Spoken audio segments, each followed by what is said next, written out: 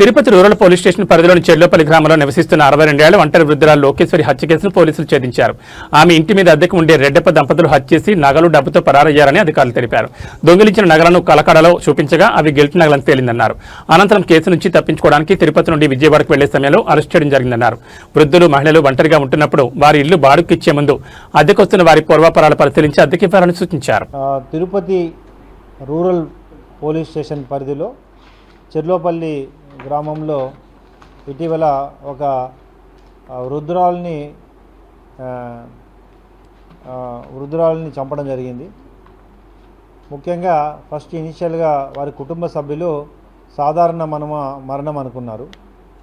ఆమెకి 2 కుమారులు ఉన్నారు. 2 కూడా ఉద్యోగాలు చేస్తున్నారు. 3 స్టోర్ ఓన్ బిల్డింగ్ ఉంది. ఫస్ట్ ఫ్లోర్లో వాళ్ళ అమ్మగారిని ఉంచారు. సెకండ్ అండ్ థర్డ్ ఫ్లోర్లో రెంట్కి ఇల్లు ఇవ్వడం జరిగింది, బాడుకి రెంట్కి ఇవ్వడం జరిగింది. అందులో ఒక ఫ్లోర్లోనేమో ఒక ఫ్యామిలీని ఉంచారు. రెండో ఫ్లోర్లో లివింగ్ టుగెదర్లో ఉన్న 2 వ్యక్తులని, ఒక జెంట్ అండ్ లేడీని అక్కడ ఉంచడం జరిగింది. వారు యాక్చువల్గా ఆమె దగ్గర ఉన్న డబ్బులు బంగారం కోసం, కేవలం 40,000 డబ్బుల కోసం ఆమెని చంపి, థ్రోట్లింగ్ చేసి చంపి తర్వాత తీసుకొని వెళ్ళారు. తర్వాత వారికి కర్మకాండాలు చేస్తున్న సమయంలో అనుమానం వచ్చి గాయాలు ఉండడం వల్ల పోలీసు వారికి తెలియజేస్తే ఇమ్మీడియట్గా ఫర్దర్ ఇన్వెస్టిగేట్ చేసి ఇమ్మీడియట్గా అరెస్ట్ చేయడం జరిగింది. ఈ కేసు ద్వారా ఇటీవల కాలంలో తిరుపతి జిల్లాలో ఎక్కువగా వృద్ధులను, మహిళలను, ముఖ్యంగా వృద్ధ మహిళలను టార్గెట్ చేసుకొని తెలిసిన వారే, ముఖ్యంగా పక్కన ఇంటి పక్కన ఉండేవారో లేదా రెంట్కు ఉండేవారో చిన్న బంగారము, తక్కువ బంగారం కోసం కూడా వారి ప్రాణాలు తీస్తున్న అగంతకులుగా తయారవుతున్నారు. ఈ ఇష్యూ ద్వారా, మీడియా ద్వారా, ప్రెస్ ద్వారా అందరికీ తెలియజేయడం ఏంటంటే, తల్లిదండ్రులను, ముఖ్యంగా వృద్ధులను వాళ్ళ ఇళ్లలో ఉంచుతున్నప్పుడు సరైన భద్రతాపరమైన చర్యలు తీసుకోవాలి. కనీస భద్రతాపరమైన చర్యలు తీసుకోవాలి. ఈరోజు 3 ఫ్లోర్ల బిల్డింగ్, ఓన్ బిల్డింగ్ ఉన్నప్పుడు వాళ్ళ అమ్మని ఒక ఫ్లోర్లో ఉంచి, కింద ఫ్లోర్లో ఉంచి రెంట్కి ఇచ్చేటప్పుడు ఎటువంటి వ్యక్తులకు ఇస్తున్నాము, వారి బ్యాక్గ్రౌండ్ ఏంటి, ఇవన్నీ కూడా పూర్తిగా విచారించి వారికి సరైన సురక్షితమైన మార్గాలు ఉండే వాళ్ళని మాత్రమే రెంట్కి ఇవ్వాలి తప్ప కేవలం రెంట్ కోసం ఎవరినింటే వాళ్ళని తీసుకొచ్చి రెంట్కి ఉంచడం వలన ఈరోజు అనవసరంగా చాలా అన్యాయంగా ఆ వృద్ధురాలని చంపడం జరిగింది. ఇటీవల కాలంలో గత 1 వీక్ బ్యాక్ కూడా ఒక వృద్ధురాలని ఇదే విధంగా ఎంఆర్పల్లి ఏరియాలో పక్కన ఇంట్లో ఉన్న వ్యక్తులు అప్పు ఉంది, డబ్బు కోసం అని చెప్పి కేవలం 45,000 బంగారు కోసం చంపివేయడం జరిగింది. అదే రోజు ఆ కేసుని ట్రేస్ చేసి అరెస్ట్ చేయడం జరిగింది.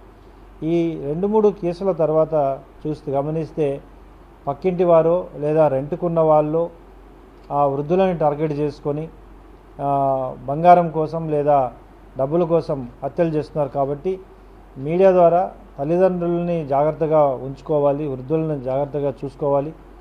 అదేవిధంగా రెంట్కి ఇస్తున్న వాళ్ళు మంచివారా లేదా అనేది పూర్తిగా విచారించాలి. ఏదైనా అనుమానం ఉంటే 112 కాల్ చేయాలి.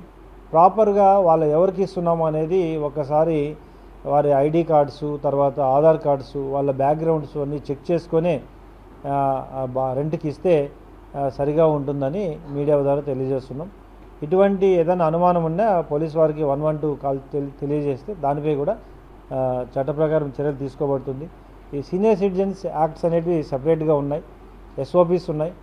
ఎలాంటి పద్ధతులు పాటించాలి, వారికి ఎలాంటి భద్రత కల్పించాలి అనేది రాబోయే రోజుల్లో కొన్ని డిపార్ట్మెంట్స్, మిగతా ICDS, తర్వాత ఈ ఉమెన్ వెల్ఫేర్ డిపార్ట్మెంట్స్ నుండి కూడా కొంత సమాచారాన్ని తీసుకొని వీటిలో ఈ అవగాహన కార్యక్రమాలు కూడా చేయడం జరుగుతుంది. Thank you.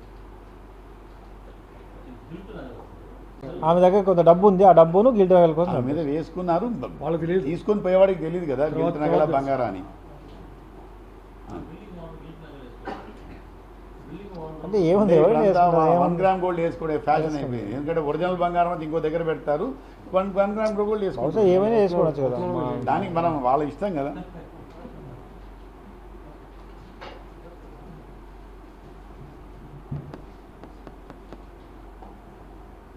అవును గిల్టేనా ఈవెన్